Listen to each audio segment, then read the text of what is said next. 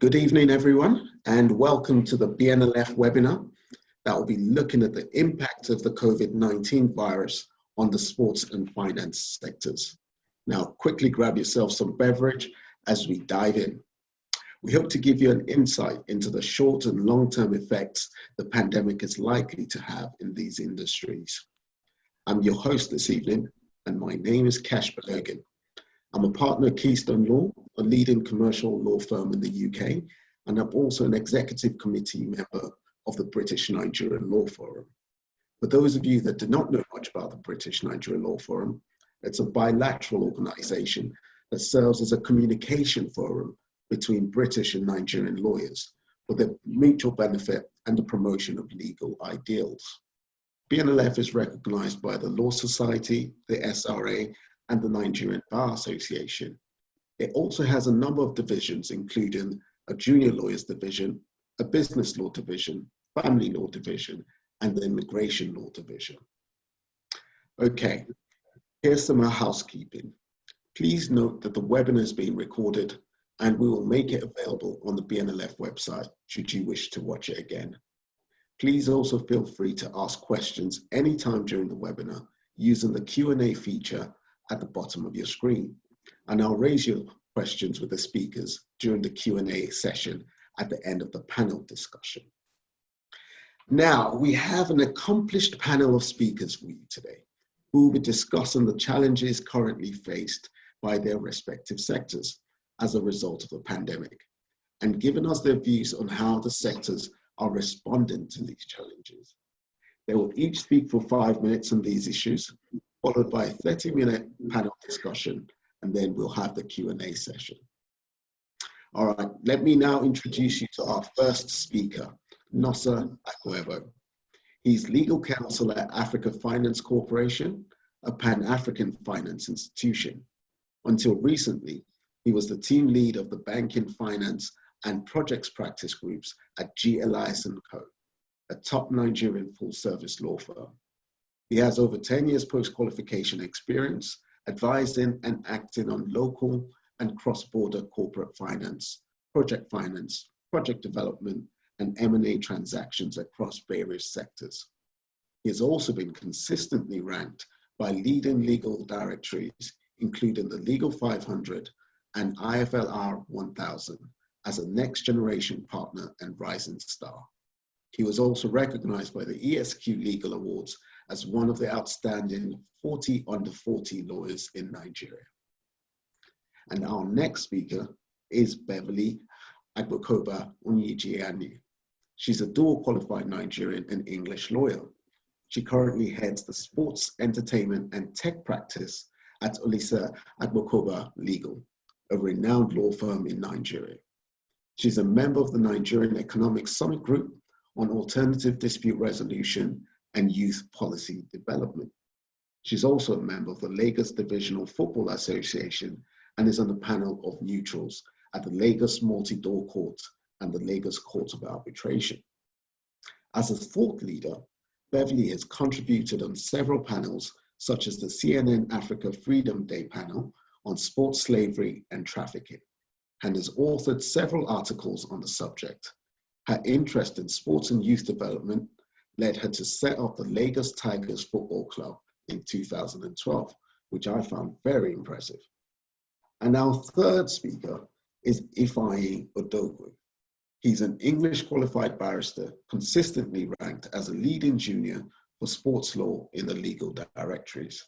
He's instructed on sports law matters with a particular focus on sports regulation. He has extensive experience acting in a judicial capacity in football disciplinary cases.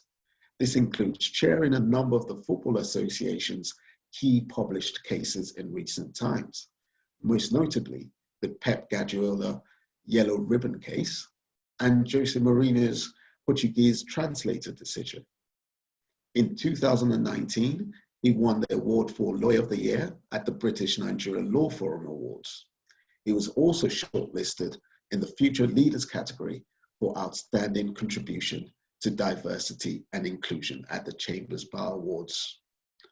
Now, our first speaker, Nosa, is going to give us a short presentation on the finance sector in Nigeria, well, in Africa generally. Over to you, Nosa. Hi, thank you very much, Kash. First of all, I want to first thank the organizers of this event for inviting me to speak on this topic. Apparently, it would appear that there are plenty of these events. Everybody's talking about the impact of COVID-19 on various sectors, and for very obvious reasons. It's the first any of us is seen in our lifetime. It's new to everyone. No one ever prepared for this. In 2019, we were looking at coming to 2020. We had all sorts of grand plans about the year. But of course, COVID has come up with its own plans. So like some we say now, it's man proposes, COVID-19 disposes. So that explains why there's a lot of conversation around how we're going to navigate this pandemic during this period and post this period. And I want to thank you very much for the opportunity again. Like I said earlier, it took everyone by surprise. Even up to February 2020, many countries thought, oh, it was just China and a few countries, until eventually it hit hard. No financial model took plan for this. No budgeting plan for this. It's all new to everyone. So, I mean, the world has seen plenty of recessions, has seen depressions, has seen all sorts of strange events, wars that have shut down the world. But this is different. This is completely different, and we're yet to come to grips with what we have fallen into. And of course, as the IMF eminently estimates, it estimates that we'll find ourselves, the world economy dipping by about 3%. That is significant in its own way. With respect to the banking and finance sector, which is the sector I was speaking on, we historically have been exposed to commodity sectors, the oil and gas sector, which of course, for most times, is seen as a very lucrative sector. And of course, it's lucrative when the prices are stable and when, of course, you have a prudent borrower. But of course, in 2015, 2016, more recently, we saw the price shocks that occurred in the oil and gas sector. And of course, that meant that the banks in Nigeria and across the world started thinking about, and Africa but in particular, started looking at other sectors. In Nigeria, of course, the CBN, together with the banks, worked together towards lending towards the real sectors, manufacturing sector, short-term trade, and all of those other sectors, exports. And I mean, as time progressed over the last 3-4 years, non-performing loans started reducing. In fact, as of April of 2020, we saw that non-performing loans have reduced by about 41%, which was significant. But of course, COVID had its own plans. So now we have COVID. Prices have taken a dip. Russia and Saudi Arabia came with the price war, and then we found ourselves at negative prices, very, very low price, at times lower than the cost price of actually drilling crude oil. All of these things, I mean, has led to a dip in the price of commodities. It has severely affected projects that are ongoing. Supply chains are dislocated. So even if you are thinking, oh, we are now lending more to the manufacturing sector, supply chains located. Your raw materials are not coming in as they should. Factories in China are not functioning. Of course, spending power is diminished significantly. Save for, of course, trade medical equipment, which of course has seen some increase in recent times. And of course, for telecom services, which of course has seen improvement in its revenues, because for very obvious reasons. So this means a lot for different persons, for governments, for individuals, for corporates, for different sectors. It does mean different things. For those who are in the banking and finance sector, it does mean a different vista altogether, because the banking and finance sector has its hands in virtually every sector of the global economy. So some of the issues we are beginning to see now is that, one, for deals that were being closed, you now have issues around, for cross-border transactions. How will they be signed? How will CPs be satisfied? How would the perfection of security be managed within time, given that in most jurisdictions you have a time period within which to perfect security? How do you obtain regulatory approvals from regulators who are all on lockdown and at home and not working? For deals that are yet to disburse, you are then looking at significant issues like, how do you assess to what extent you want to disburse further? Or if you not disburse at all, do you want to even disburse at all to this entity that, is going to be severely affected by this? And when you're going to refuse disbursement, on what basis are you refusing to disburse to these entities? You then have to look at your material adverse effect clauses. You have to look at other principles of law to determine whether or not you should proceed with disbursing or not. And of course, you have to, because there's the liability for not disbursing for non-objective basis or for the wrong reasons. Banks are more careful to think of what is the basis for refusing to disburse. For projects, you've lent to a project and then you find that the EPC contractors are beginning to declare force majeure and all that. Of course, that impacts on your commercial operations dates, which of course impacts on how quickly your project can begin to pay you. For fully disbursed deals, you then have to start thinking about how do you want to consider working with these persons. You fully disbursed, you have a $100 million facility to XYZ entity. How do you want to start working with the borrower to navigate this situation? Do you want to, for assets that are performing, do you want to work with them to assess the situation and how this affects their business? Do you want, for ordinary delinquent borrowers, do you want to now think of, this is the right time to enforce? Is this the right time to start thinking of changing management to that is more inclined to turn around of the situation? For equity transactions, particularly for those where you find that prices have been predetermined before COVID, because you use the lockdown mechanism for determining the price, you then need to get bothered. Okay, we agreed to sell at 1 cent per share, but now, or at $1 per share, but now because of the current market conditions, the company is now worth $50, 50 cents per share. Those are some questions you need to ask yourself as a lender, as a DFI, as an investment banker. These questions are the ones reverberating around your investment and credit committees and your risk committees. And those are the kind of discussions we'll be having today.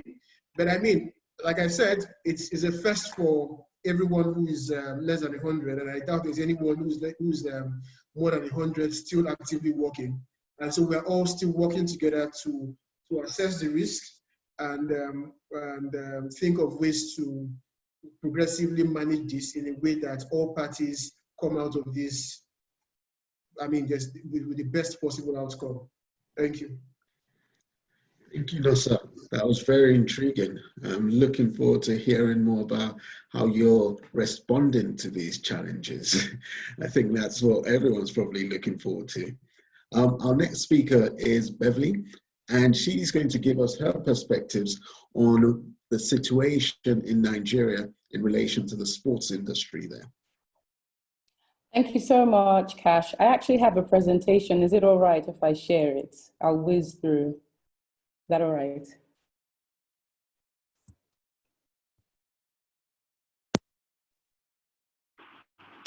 Can you? Yeah? Yes, please do.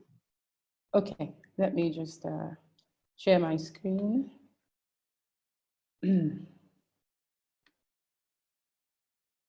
Okay, so can everybody see my screen? Can you see the impact of COVID-19? No, not yet. Not yet. Okay, I found it. Okay. All right, let me just make this bigger.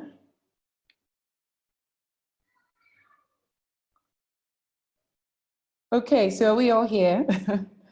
Great. Okay, so just going to take us through the impact of COVID-19 on the sports industry in Nigeria. So that's me, obviously. Okay, so, you know, like my colleague has just mentioned, Nosa, he's pretty much summed up what the real big issues are as far as COVID-19 goes. No one planned for it, no one foresaw it, and now we're left to pick up the pieces, so to speak. The Nigerian sports industry, as it is before COVID, was already rather fragmented, to be very honest with you. I want to try and share sort of a realistic picture, and I don't really want to make it seem as if the COVID-19 effectively put things in pieces when, to be honest, it wasn't even well structured to begin with. But there's some areas that COVID-19 has really, really made a big impact in, and this would be most likely the sports betting companies. When you really think about the sports industry in Nigeria, the first thing that comes to most people's minds is football. You know, football is probably the national sport, if you may.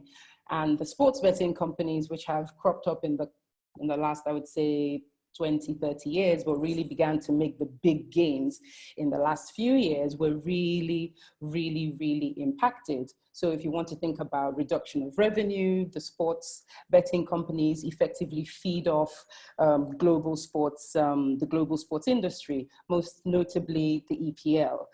We have a Nigerian football league, yes, and it is active, but you can't really compare it with something as successful and as profitable as the EPL or even the MLS. So you can imagine the reduction of revenue they would experience just as a result of COVID-19 halting sports across the world.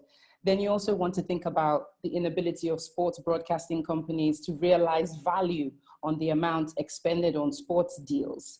Okay, these same sports broadcasting companies rely on content. And if they don't have content, then effectively they have nothing to share. And if they have nothing to share, that also impacts on the nature of the deals that are bound. Then also we need to talk about the depletion of resources of sports clubs. As it is in Nigeria, the clubs themselves, most of them are financed partly by the government. And then when you think about how they also rely heavily on sponsorship deals, this can effectively impact on the devaluation of players. So as it stands, we're going to have a lot of clubs that will be completely out of pocket, unable to come out of COVID simply because they're very, very poorly capitalized and rely so heavily on government funding. And then if the government sees that, well, sport is not a priority, you have a situation where the sports industry is effectively left in a half comatose state.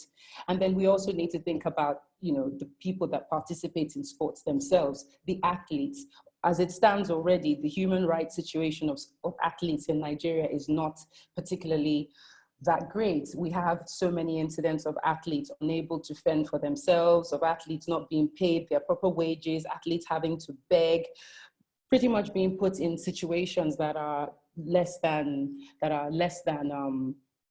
ideal. So these are further issues that COVID-19 has led to in the Nigerian sports industry.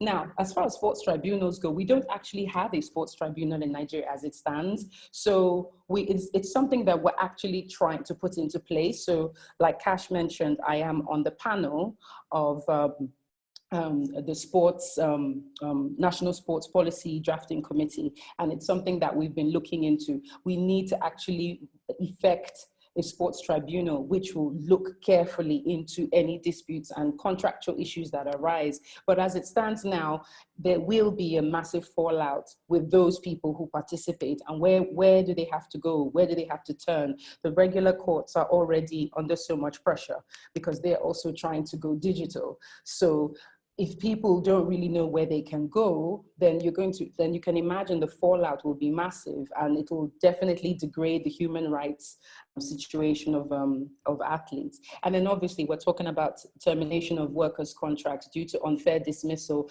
Redundancies, at least with redundancies, you can expect people to receive their wages, to receive fair wages for the amount of time they put in the work. But we're looking at a situation where who is going to protect the rights of athletes who've been, putting in the work, putting in the time, and then suddenly, because of COVID-19, they're no longer guaranteed any income. So it's a pretty dire situation.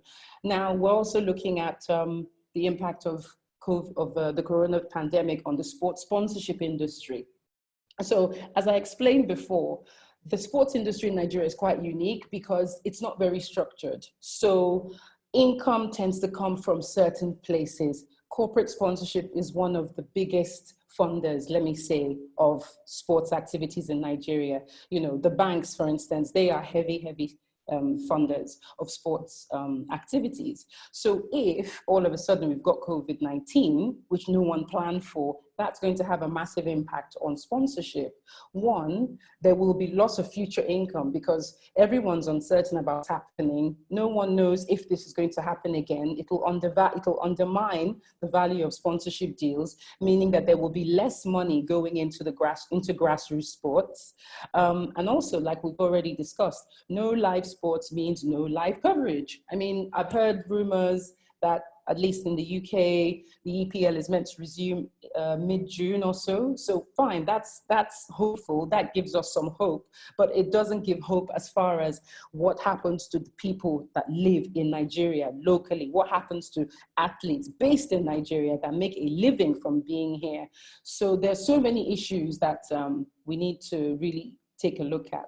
Now, the value of the sports betting industry, coming back to sports betting, just because of the massive impact it has on Nigerians as a whole. You see sports betting adverts everywhere. They seem to permeate into all areas of life. According to a report by the News Agency of Nigeria, we reportedly spent about 2 billion naira, which sounds like a lot, given how weak the naira is at the moment, but 730 billion naira annually, which translates to 2 billion naira daily on sports betting. That's roughly about $5.4 million that we spend on sports betting. So it's such a huge amount of money. And sports betting has truly become one of the massive ways that grassroots, they depend so much on sports betting for revenue. So all of a sudden, sports activities have been suspended. We don't know how long for, and it's pretty much cut off livelihoods. It's cut off, the financial lifeline that many clubs, many grassroots sports activities rely on just to stay afloat. So it's actually quite a serious situation. Now, just to take us through gaming, I think Esports is now becoming the talk of the town. A lot of us are turning our attention to esports. Why? Simply because one, sporting activities, physical sporting activities have been impacted. So where are we looking now? We're looking to the future. We're looking at how online gaming can potentially be the next major source of revenue. People are now looking at alternative of avenues for making money, but still in the sporting industry. We've seen a dramatic decrease in sports betting as a whole, a decrease as much as 30%.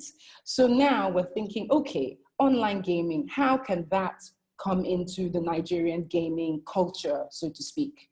And also, we're just thinking about how long is this crisis really going to last?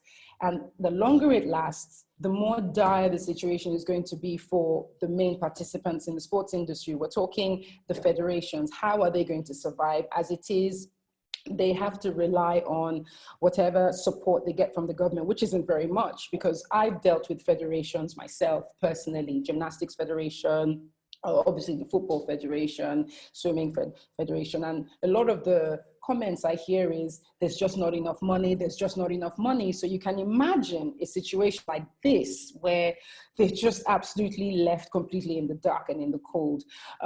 We're looking at the cultivation of the esports industry. How can we harness the potential of the esports industry? I guess this is something we'll be talking about when we have the Q&A session. Again, how do we encourage social media following of teams? How do we monetize alternative ways of enjoying sports? Because sport is so fixated on the physical side. And when you don't have games, you don't have revenue from match day spectators, you need to look to alternative means of revenue. And then the sports betting companies, again, you know, just how do we develop and market more virtual gaming platforms? These are the kind of questions that we're looking at in Nigeria. We're all, in fact, I know that at some point next week, there's going to be quite a big virtual gaming symposium online, of course. So these are just some of the questions and the discussions that are currently being had in the Nigerian sports industry. And I'm really looking forward to us delving a bit deeper and having more interesting conversations around it. So that's pretty much my summary on that. I'm just going to come back to the, I hope you could hear me the whole time. I was a bit worried that you couldn't hear me. Yes, we could. Okay. Thank you for that, Beverly. That was really interesting. It's a good thing we have our money man Nosa here, who can tell us a bit more and get some funding into the sports industry in Nigeria. Now we're going to move on to Ifeanyi, who's going to give us his perspective on what's happening here in the UK. Over to you, Ifeanyi. Thank you, Kash. Good evening, everybody. And if you're like me, similar to what Nosa and Amaka Beverly have already said, you may be zoomed out from all of the different digital conferences that you've had to attend, especially dealing with this topic, coronavirus. So my sympathies are with you, and I'm grateful that you've joined us. If you've even just loosely followed the news around the globe, wherever you are, I know we have a number of attendees in Nigeria and Africa, but there'll be no surprises on what I'm going to say about the impact of COVID on the sports industry. It's no hyperbole to say that the impact has been dramatic. Some sectors have, in my view, proved to be anti-fragile, dealing with the pandemic. You have the tech industry, arguably the media industry have all come away unscathed, some better off, such as Zoom, which we're using now, because people are are forced to work at home, and they're consuming entertainment remotely at home. And so those industries have proved quite anti-fragile to the pandemic, but sports isn't one of them. And in my view, it's probably been arguably the one of the biggest sectors that have been negatively impacted. Until the shutdown, probably it was understood and agreed with everybody that sports was one of the fastest and biggest growing sectors there is. A lot of money internationally was flowing into sports. It's a growing global economy. I read somewhere when I was preparing for this discussion, I read somewhere that the sales of sports services and related goods was worth up to 500 billion globally. That was based in 2019. So we're talking about big business. And the pandemic has been a massive disruptor. It's shut down sports completely as we know it globally. I've never seen anything like it in my lifetime. And I think economists will, and Nosa will probably know better than me, but economists refer to this event as a black swan event, something which is not usually anticipated in one's lifetime. And I think just Beverly and Nosa have summarized the issues affecting all sectors, because I think it's transferable. But what we've seen in the UK, you can probably divide it into 3 separate stages. You've seen initially the first stage, which was the sudden halting of sporting events. That was a cancellation across all sports, internationally also, Euros 2020, Olympics, all major football competitions around the globe, the NBA in the US, Wimbledon over here, all suspended. And that was the sort of immediate panic because of how devastating this virus was. And so that was the first stage, and that probably was around mid to late March we saw that happening. The second stage is, I've termed it a triage situation, an emergency triage situation, where the stakeholders and the decision makers in sports have been trying to sort of navigate COVID and try and stem the bleed, because there was a significant loss of business, loss of revenue. And that's where you saw, I'm not sure if the issues arose in Nigeria, but certainly here, there was controversies around companies furloughing their staff and voluntary wage cuts by athletes and staff working for clubs, in particular in football. We had I think even Messi and Ronaldo have taken voluntary pay cuts, and they are playing for the biggest clubs in the world. And even those clubs and organizations can't stomach the financial impact of coronavirus. And there was a controversy in the UK with some Premier League clubs furloughing their administrative staff without actually negotiating wage cuts with their players. And those decisions were reversed. So that was the sort of triage situation where decision makers were trying to see how they could effectively emerge from this pandemic with still a business in place. And then the third stage is the stage, sorry, there's an ice cream van that passes my house just now. You just heard that. The third stage is the stage I think we're now in, which is trying to live with COVID, because there's an appreciation that it's not going anywhere anytime soon. So you have project restarts, the organizations, governing bodies, and sports competitions are looking at ways to safely return to participating in sport. And then it's thrown up various issues with health and safety. Beverly already mentioned human rights. Those are certainly issues which are coming to the fore. Is it safe for players to return and play? Staff, managers, the admin team, support staff. You know, they also have extended families who may be vulnerable to the pandemic. And so those are certainly issues which we may come onto in this talk. There's also issues around the renegotiation of contracts that were due to end mid-June, and also some sponsorship agreements and issues around extensions, and whether actually the companies investing in sport are getting their money's worth when the games do restart with no crowd participation. So those are sort of the 3 stages which we saw in the UK, and I think they are transferable globally. There are also some long-term consequences. Beverly's already touched on probably all of them. It's safe to say, to just summarize, that the business of sports is under threat, because essentially, whilst each sport has and each country has their own particular features, sports derives its income from mainly 3 sources. That's sponsorship, broadcasting, and the match day sort of attendee revenue from tickets, hospitality, and sort of commerce that goes on during matches and events.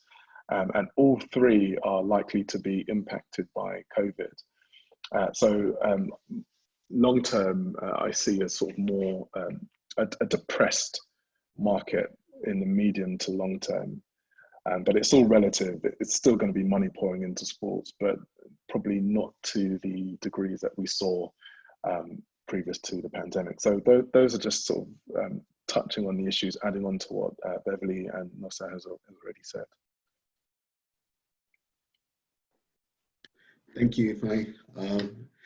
Yeah, it's interesting to see that, you know, it's not just the UK being affected by this, but it's something that's quite global, as you've touched on.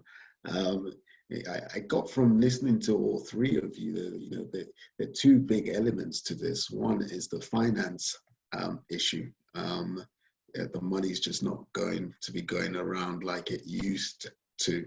And two is the human element to it, you know, the athletes, the players, and the effect this is actually having on them. So just touching on the first issue, Nosa, you raised a number of risks and issues that a lot of finance institutions are having in terms of funding industries, not just the sports industry, but, you know, the manufacturing, the oil and gas. You know, you raised issues about, you know, even deals that were done just before the pandemic hit. We're not too sure that they can complete anymore because there are issues around, you know, can you even get the documents all signed up anymore? Can you get the regulatory approvals? So how are you responding right now? How are institutions responding to some of these issues?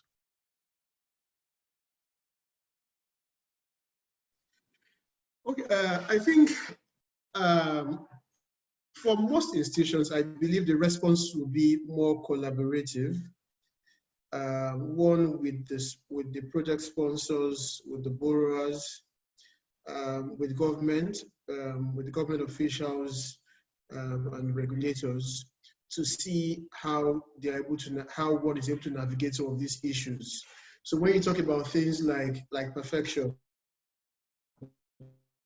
of course, now that, for example, some of the regulatory agencies responsible for perfection are opening up across Africa, you will find that you then begin to expect to see statements from the regulators saying, oh, given the current pandemic, you ought to have come in to stamp your security documents within 30 days. Grace has been given to you. There will then be questions around whether those regulations that will be issued by these regulators are actually backed by law. So while they may be well intended, there may be issues around whether those regulations are actually legal and effective.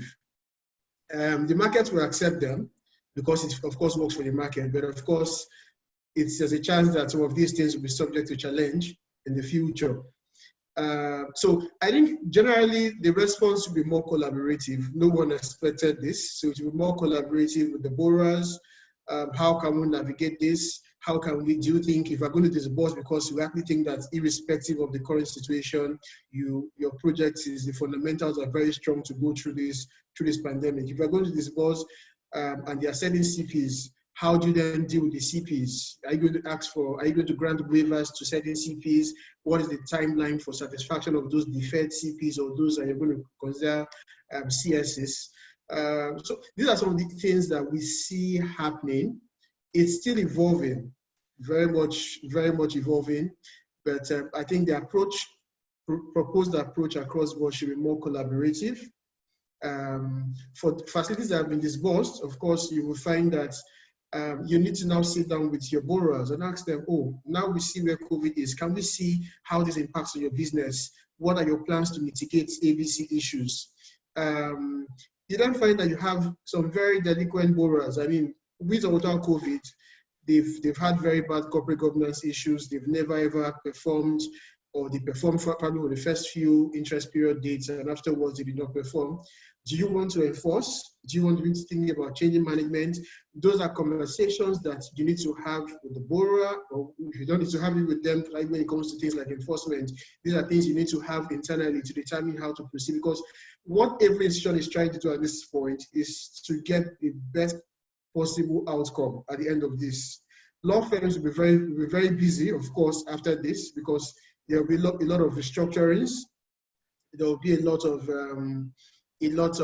appointment of receivers to take over troubled assets that cannot be restored by the current management. So those are the kind of things we are looking at right now. The impact is massive, but everyone is looking to get the very best possible outcome. And of course, responsible lenders are working very hard to ensure that everyone comes out of this happy. And that's very interesting. I know here in the UK, the governments are trying to support businesses, and they're guaranteeing emergency loans to businesses during this period. Is anything similar happening around Africa? Some governments are doing it. For example, in Nigeria, you have the CBN ruling out, which of course they've been quite responsive, if I may say this. They've been rolling out all sorts of palliatives to to SMEs, to manufacturing sectors, to households. But the question really is, how rich are we to really take care of this to the extent to which many governments are able to do it? I mean, you hear of some countries talking of serious tens of billions, hundreds of billions. But for Nigeria, there's so much we can afford given our limited income. Oil prices have dipped, and that's the major source of our income. So there's so much the government can take up to be very fair to the government across Africa, to the governments across Africa. Nigeria, South Africa, Egypt, and Kenya are probably one of the biggest, economies in Africa. Yeah, and you find that they can afford none of the governments can afford what you will find in Canada, in the US, or in the UK. It will mostly small scale and would not exactly move the dial for bigger industries. Mm-hmm. But of course, the CBN is working very hard, for using Nigeria as an example, to ensure that as much as they can do, they're able to do. I mean, some of the things they've done is grant moratoriums to the CBN intervention facilities. They've taken down interest rates for the CBN intervention facility. It's helpful, and with the moratorium, they reduce interest rates. Businesses have some more leeway to stabilize and work around the current situation. So I think lenders are doing the best they can do, but there's so much that can be done across Africa, given that we're not exactly a very rich country. Mm. Thank you, Nosa. Moving on to the sports industry, Beverly, I know you get involved in a lot of the policy around sports in Nigeria, and you've raised a number of issues in Nigeria. What kind of policies are being developed at the moment to counter those issues? Okay, so I already mentioned that we're working on revamping the national sports policy. So the first policy was written in I think it was 1990 or so, and it was actually never implemented. It was just a draft and never saw the light of day. So now we have a new Minister of Youth and Sports, Honorable Sunday Dare, and he's very, very keen to ensure that during his term, things get a move on. So effectively what we're doing is we're trying to look at as broad the areas of sports you can imagine. So I'm looking at dispute resolution. So in a nutshell, I already mentioned that Nigeria doesn't have a court or council that looks exclusively at sports disputes, because the truth of the matter is we have a very high rate of, non-enforcement. People don't really understand the contracts they're signing, and even when they sign these contracts, a lot of the time you do hear in the papers the stories that do get reported that they've not been paid salaries, or they've been dropped unceremoniously, or worse still, sold off to, say, another club without, without even being consulted. So the idea is we really need to target, we need to stop this human rights issues. We need to have this purpose court, sports court. So that's one of the things that I'm working on. What are the issues? We compared other jurisdictions. Naturally, we looked at places like Switzerland, the Kash, we looked at Canada, we looked at different jurisdictions just to see what they have and what could work here. We definitely don't want to cut and paste, because there's the accusation that a lot of the time Nigerian policies tend to be a cut and paste. It's true, that's the reality. So, we're really trying to look at what is fit for us, because it's about us, it's about what works for us. In addition to that, I also sit on the committee that looks at sport as a tool for peace building and for youth development. So again, how can we get more women involved? How can we encourage more diversity? How can we encourage more of the less able-bodied members of society that are brilliant at sport? So we're looking at so many issues. We're looking at, like Nosa's area, the financing side. Pity, I'm terrible at finance, so I wasn't put on that committee. But there's so many, sports is such an amazing industry because it captures everything. Finance is there, gender diversity is there, dispute resolution is there, infrastructure, so many things. So the policy is to basically ensure that, one, we make sure that no one is left behind. The policy is to make sure that funds get dispersed properly. We also need to look at sports administration, because Nigeria has a woeful track record for sports administration. How can we get it right? How can we have, sports administrators that actually know what they're doing? Some know what they're doing, but the most of them don't know what they're doing. So how can we improve the governance of sports? Sports governance, as Ifeanyi would agree, it's a whole new topic in itself. It's like corporate governance, but it's the sports side of governance. So we are looking at so many different areas. It's really, really interesting. I'm happy to share some things later with anybody that's interested. But yeah, that's what I get involved in, the policy side for the most part, when I'm not doing legal stuff. But I'm just wondering, now that the economy has dipped, how much is the government actually looking at funding and assisting you with getting these policies off the ground? This is the problem. The thing is, and I'm not trying to put anybody on the spot, we do have a very, very, a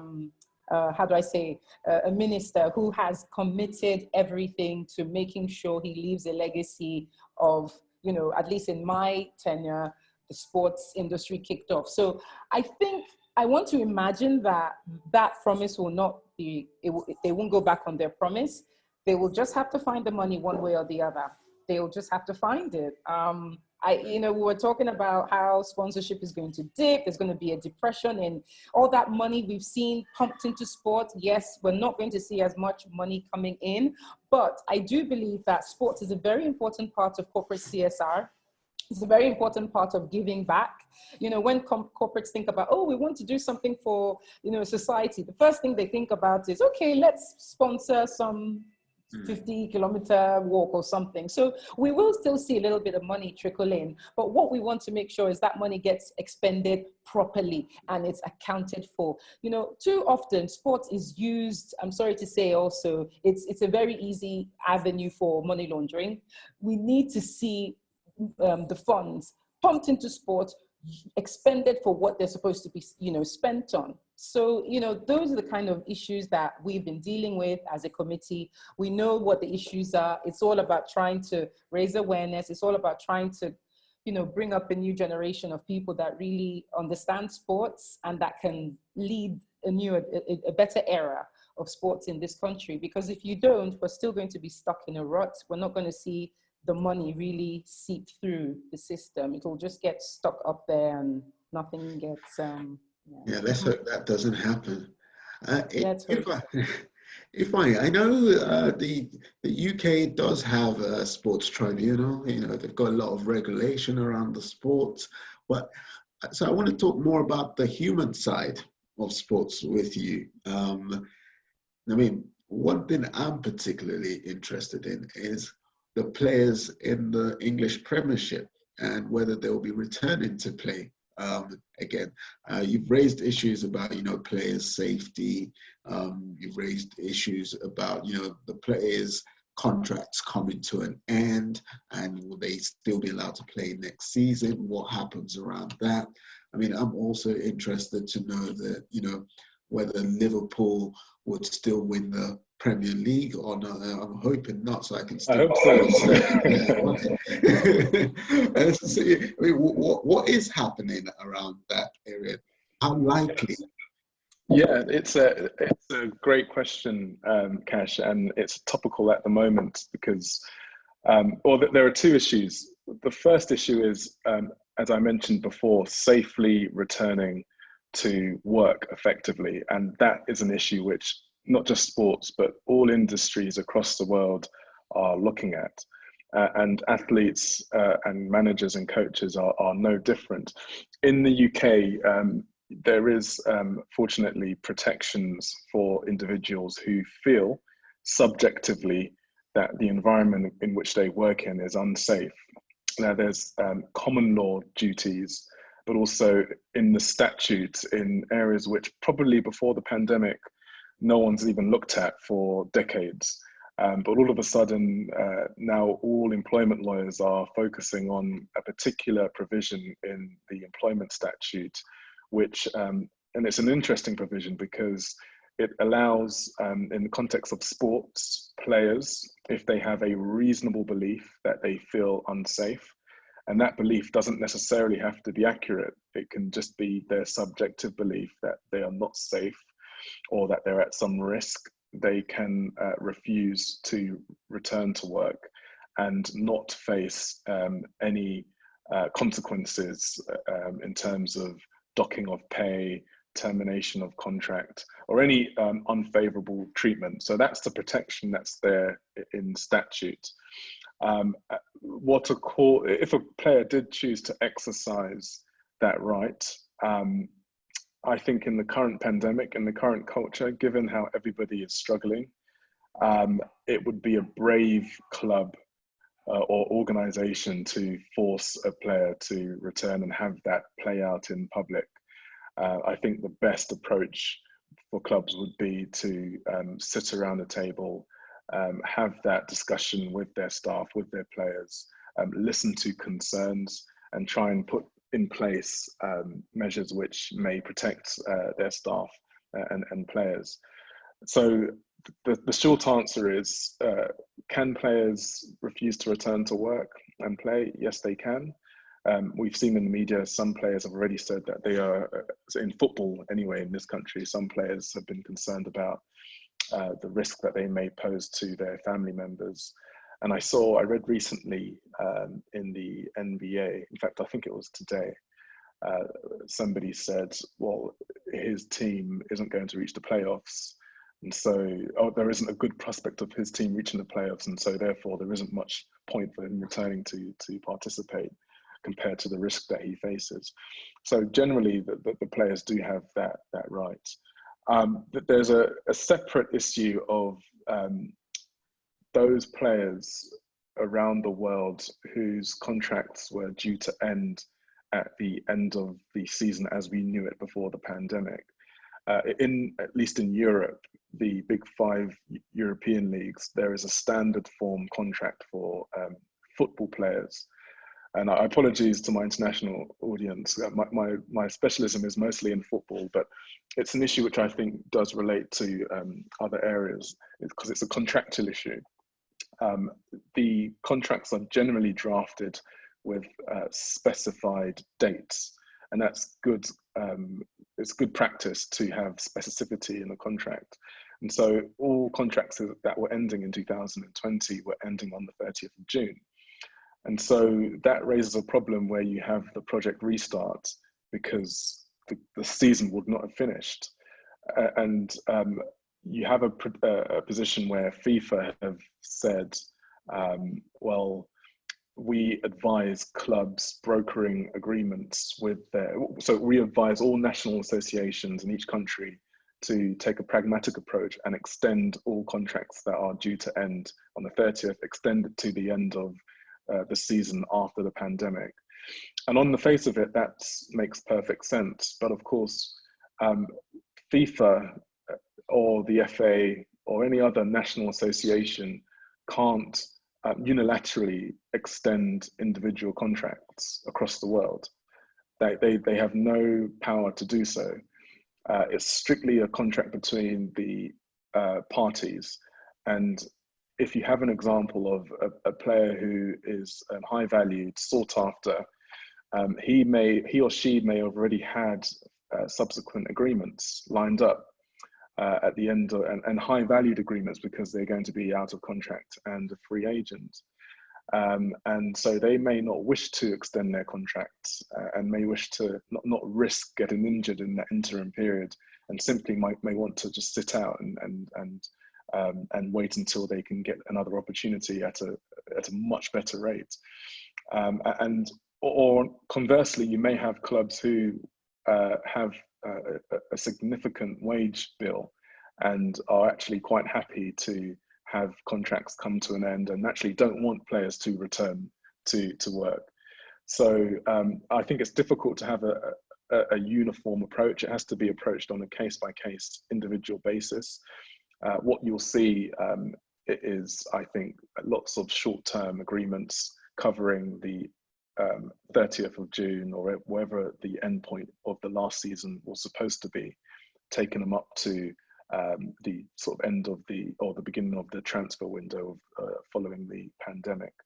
So those are two sort of different ways the pandemic will affect the return to work. You've got the human rights, safety, the welfare element, which I think is very important because, of course, the athletes are human beings, and it's not only athletes who are at the highest level of the game who are millionaires earning significant amounts. You've got players across the world who, as Beverly already mentioned, are not in that same position.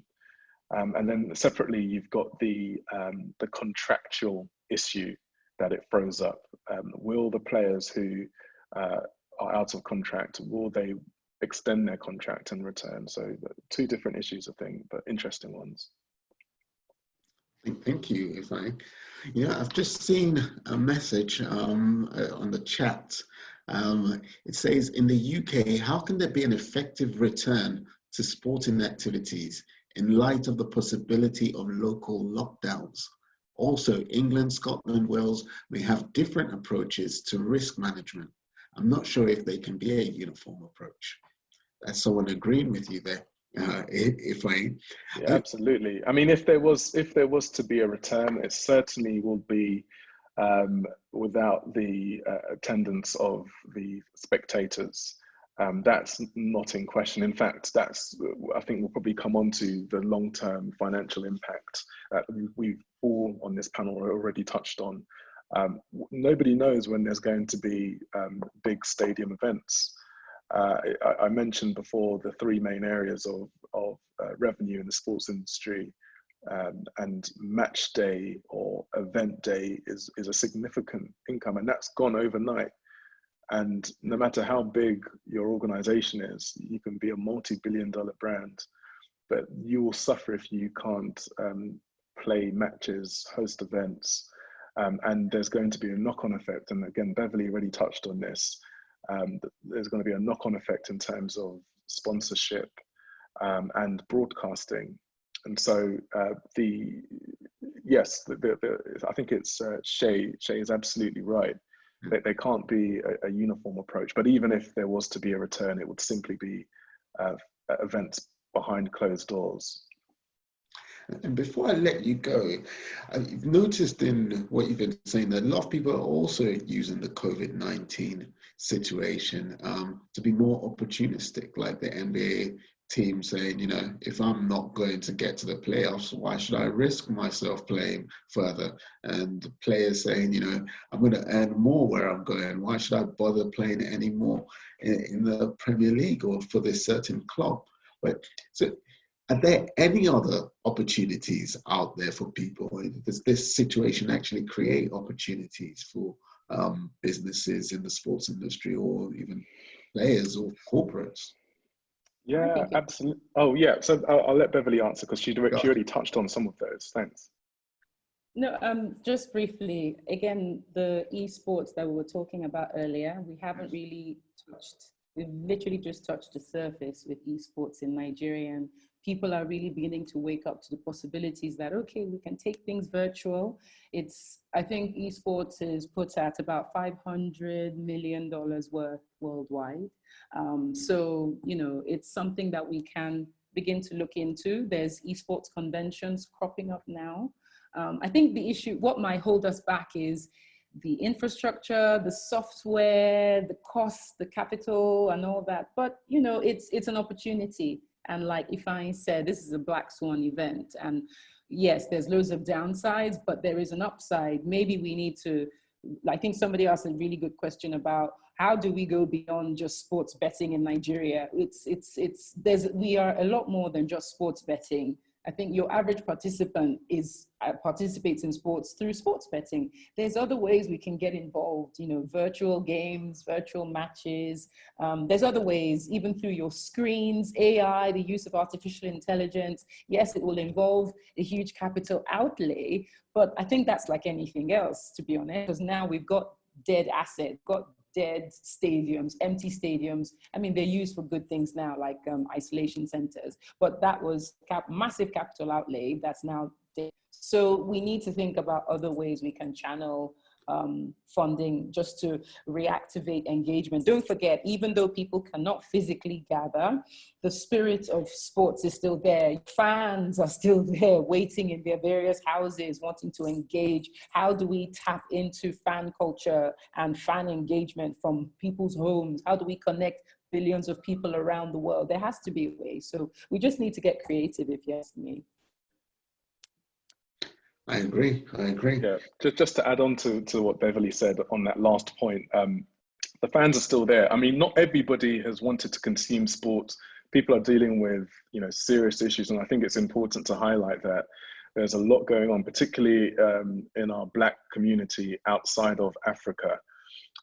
There are people who are suffering. So sport may not have been a priority, but certainly for a large number of people, there's a vacuum because there's no live events. And as Beverly said, there's still an opportunity to engage with those same people in the absence of the live event. So what you've seen, well, I've certainly seen more engagement on social media and brands and clubs being quite, having new ideas about the content they're putting out. And I think it's an opportunity for the rights holders. So in the UK, the Premier League, in terms of football, or any rights holders across the world, it's an opportunity for them to engage with their consumer direct, and in an event, cut out the traditional distribution avenues. I think there's a really important discussion to be had about the future of broadcasting, because the habit, we were all in a loop of consuming sports through the traditional outlets, the broadcasting deals that were already in place. That habit has been broken. And so you're used to now looking at your screen on the internet. And I think that's really powerful. And you might see now the rights holders want to engage directly with the consumer. There might be more value in avoiding the tendering process of going through a BT Sports or Sky Sports, and actually offering a subscription to people like me and you, who may pay, you know, a certain amount a month, like we do for Netflix or something else.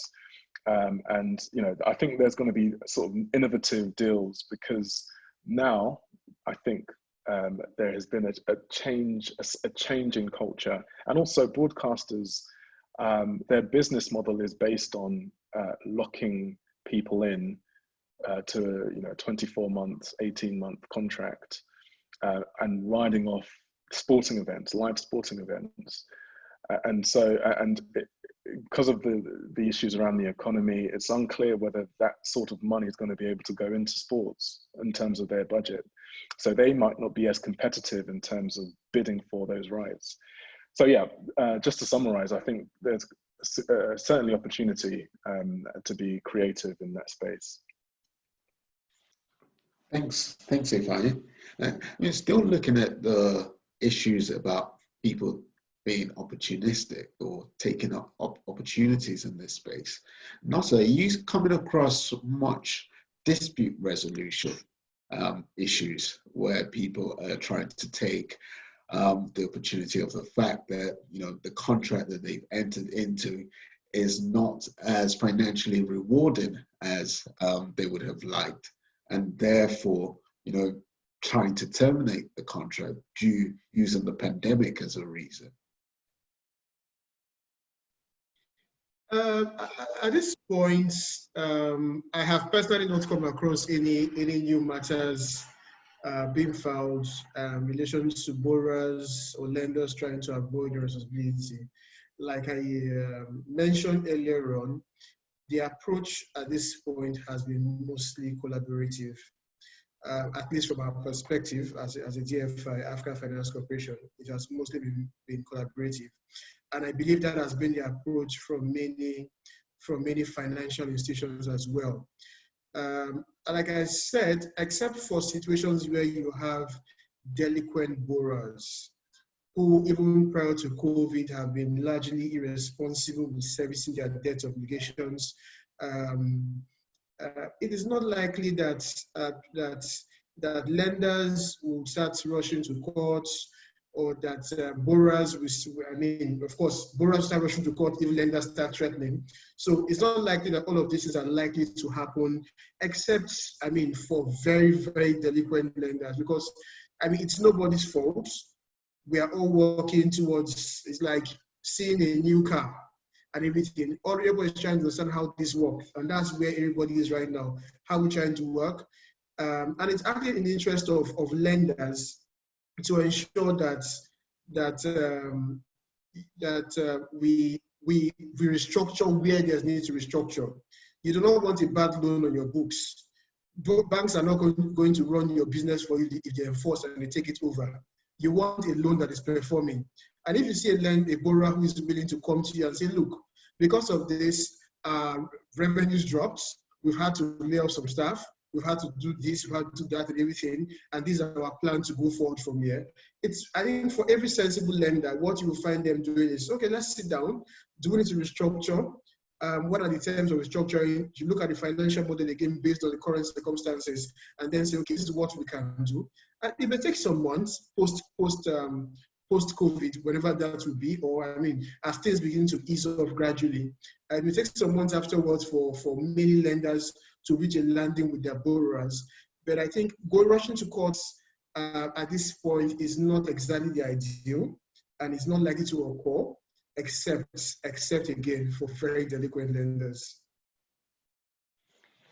Thank you for that, Nosa. We're running out of time, so I just want to ask you all the same question now, and just have you spend a minute or two discussing this.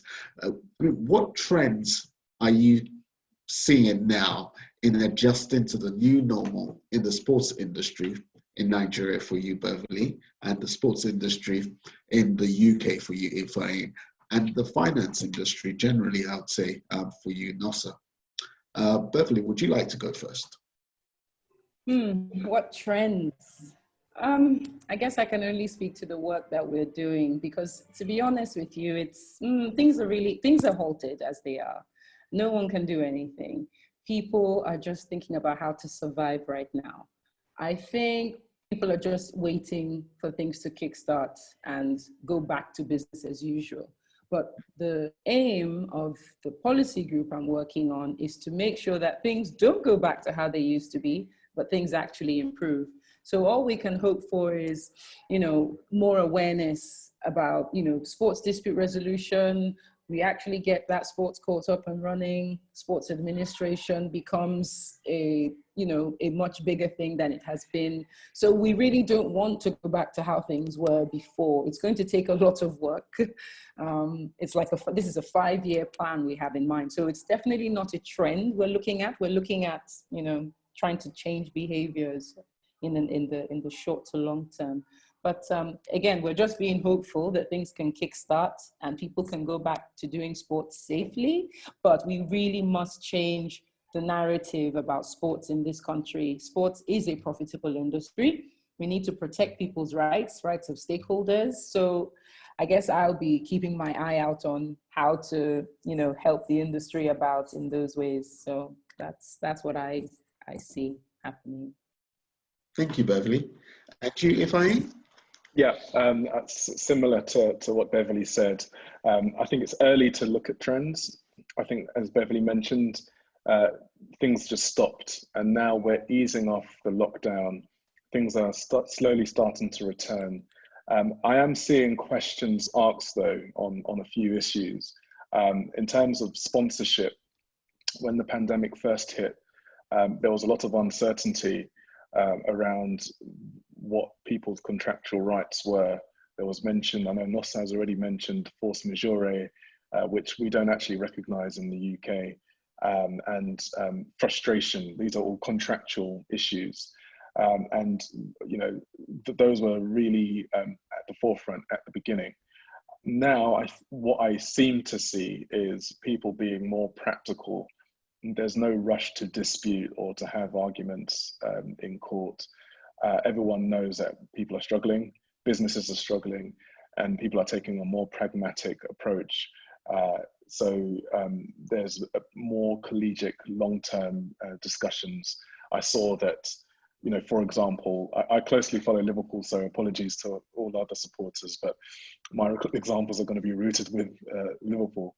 I saw that their contract ended with New Balance, their shirt sponsor, at the end of the season. And obviously we're going to go on to be champions. And there's an issue as to what kit Liverpool will wear when we lift the trophy. And contractually, trophy. Yeah, when we lift the trophy, I should add, underline when. Contractually, that should be Nike, their new sponsor. But I think if the media is right, there's reports that there's been an agreement between the parties that, you know, it was the intention of the parties when they made the agreement that it would last for the end of the season. So that's, I think, typical of what you'll see across the sponsorship sector. Broadcasting, as I mentioned, I think is really interesting. Only today, I read somewhere about the Premier League being in dispute with the main broadcasters in the UK, BT Sports and Sky Sports, because there's a dispute about the broadcasters essentially are asking for their money back, because they're saying upon return, the value of the product they've paid for is diminished because the stadiums are empty. And the Premier League are saying, well, actually, no, everyone's at home. Everyone's dying to watch live events. It's actually enhanced the brand of your deal. So there's a dispute about whether there should be a renegotiation. And I think you're going to see lots of litigation and renegotiations and issues around the broadcasting space. I think that's a really interesting space.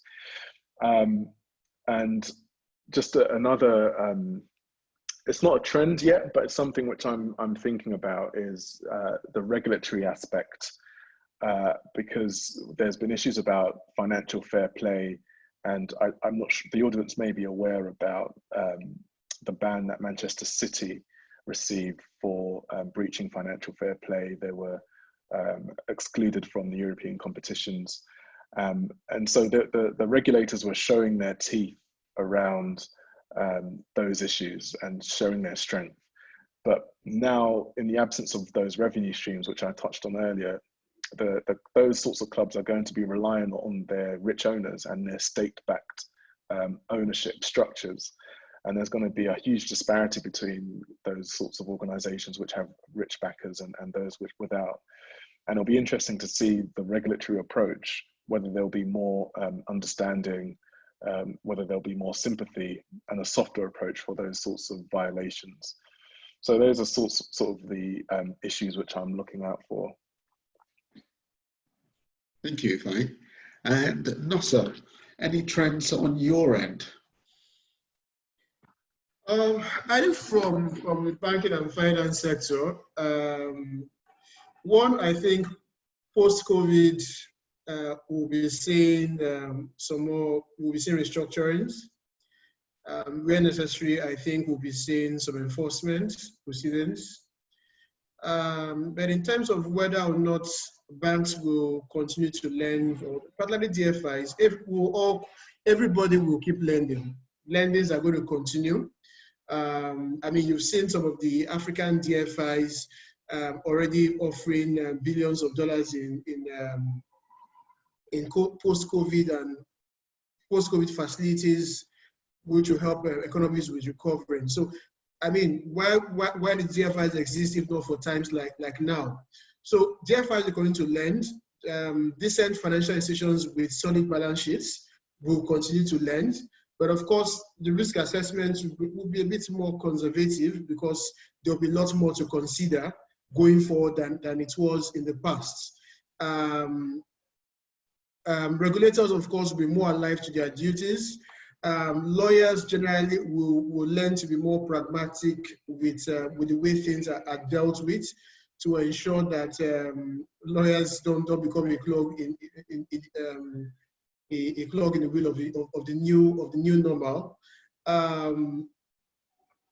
I expect also that most entities going to lend will also want to seek some form of credit wraps, some form of guarantees from the government, guarantees from entities that provide guarantees for certain kind of facilities, to ensure that even if you are going to lend in a risky period, you are able to ensure that there's some insurance that's backing you up at a moment like this. So these are the kind of things we expect to see. So of course, the insurance sector will become more active. The lending sector is going to be as active as it was, just a bit more. There's going to be far more risk assessment before loans are given out. But of course, expect plenty of restructurings. Law firms will get very busy this period. It's a good time to make money for them. Yeah. Thank you, Nosa. I've seen on the chat there's someone completely agrees with you. His great name, the Bishop of Totley, who's a banking and finance lawyer in the city, and he agrees that lawyers are going to have to start taking a pragmatic approach to these issues, and a lot of electronic signing is going to have to start happening with contractual documents. Now, thank you all very much for that. We're going to move on to the question and answer session because I can see the number of questions from the audience. Ifeanyi, it looks like there are a lot of questions for you to do with the Premiership and players. The first question I have is, I'll just read it out verbatim. What is your take on the pressure on Premier League players to reduce their pay packages to contribute to the COVID emergency funds and the public outcries we've seen so far? Sorry, could you repeat that, Kash? Sorry. No problem.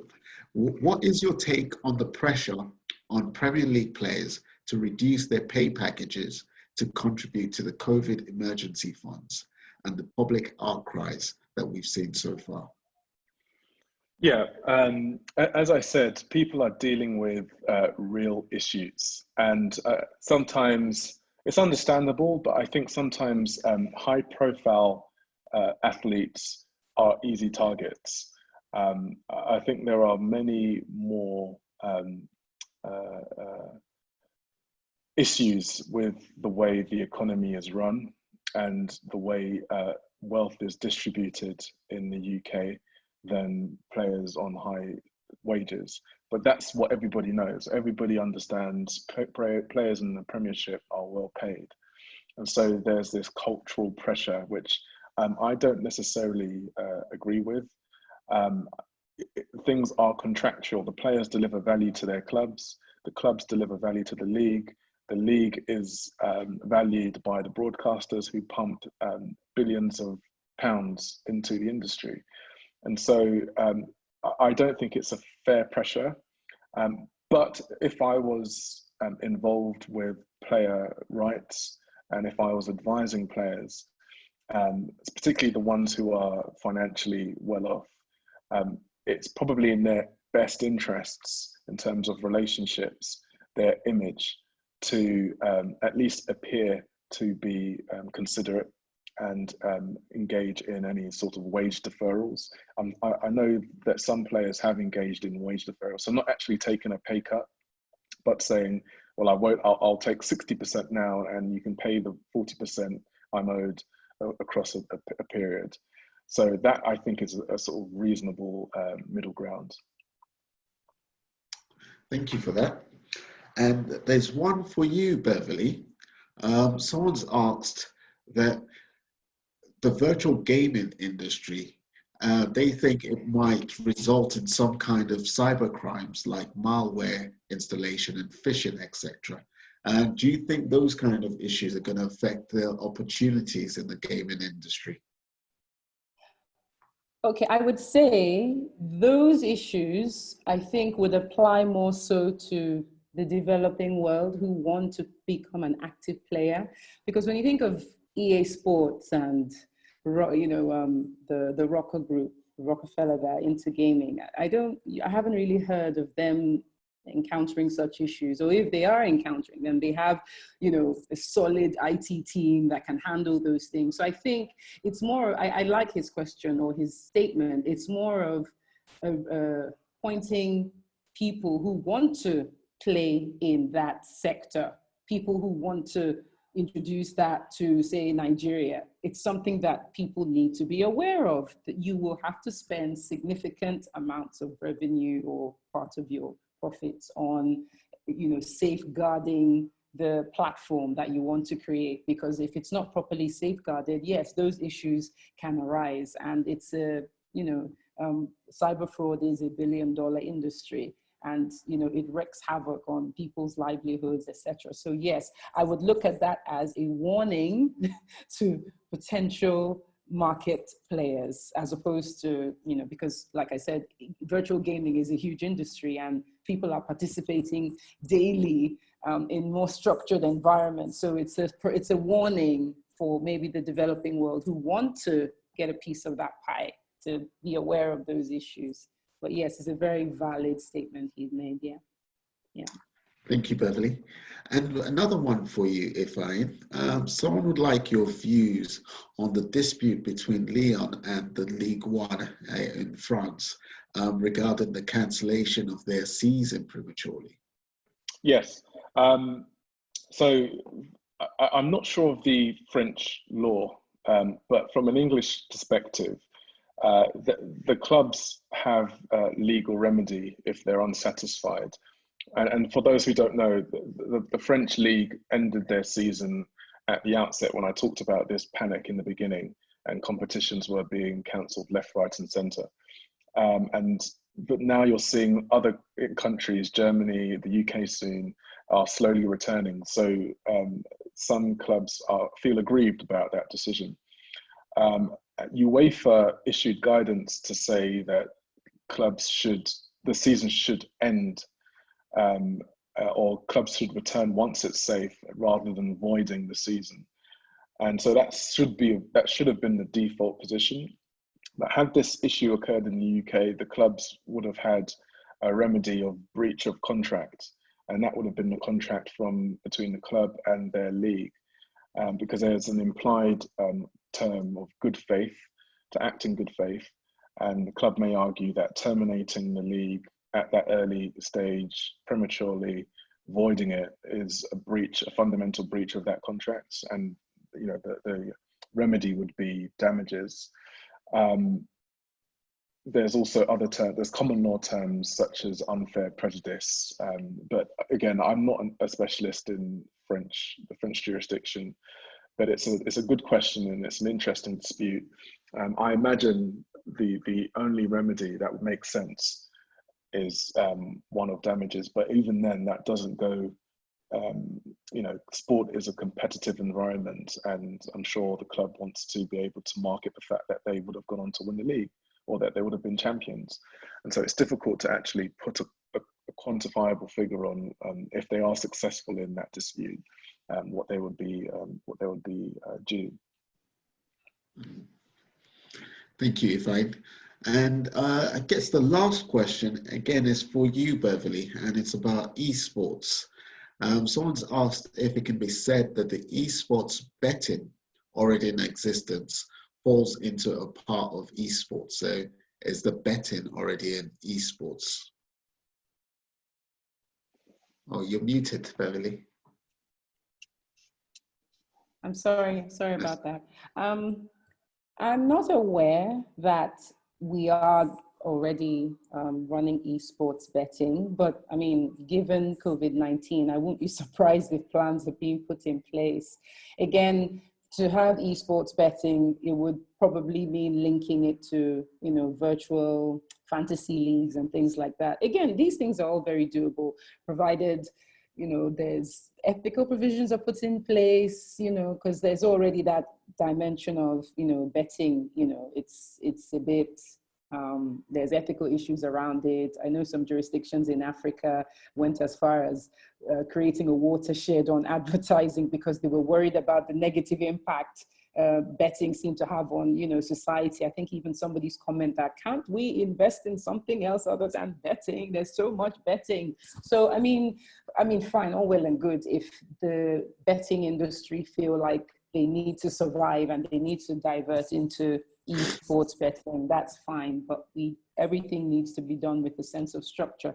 No doubt the National Lottery and Sports Commission, the regulator here, I hope that's the sort of thing they would look into, because they regulate the betting industry here, but the E side of it is a sort of a different angle. So they would have to quickly adjust to you know, that type of betting. But I mean, everything is possible. It's just how quickly can the regulators also react to make sure that things are being done properly.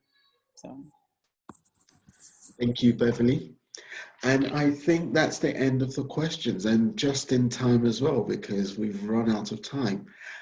So it's left me to say thank you very much to our panel speakers. I thoroughly enjoyed that.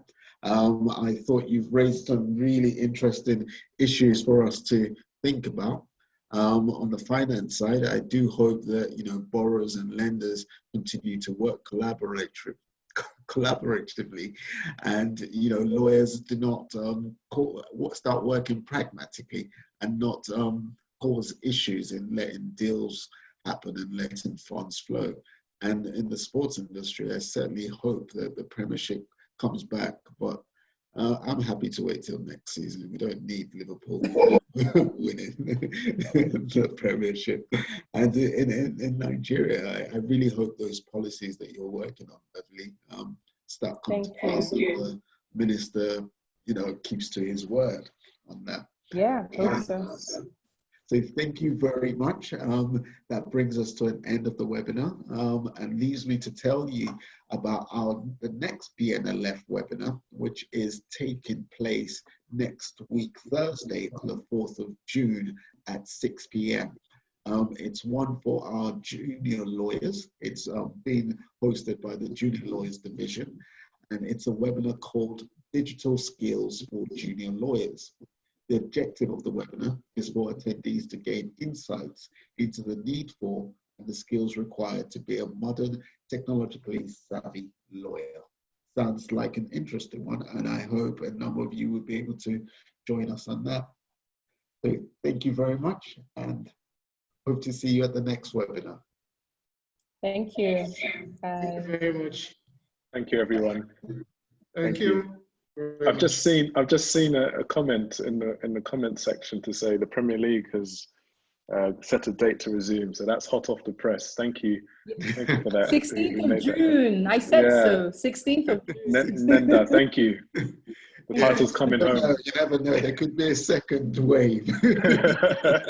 That's what you're hoping for. No, I'm not. Thank you, everybody. Thank you, guys. Bye. Bye-bye. Thank you. Cheers. Bye. Bye.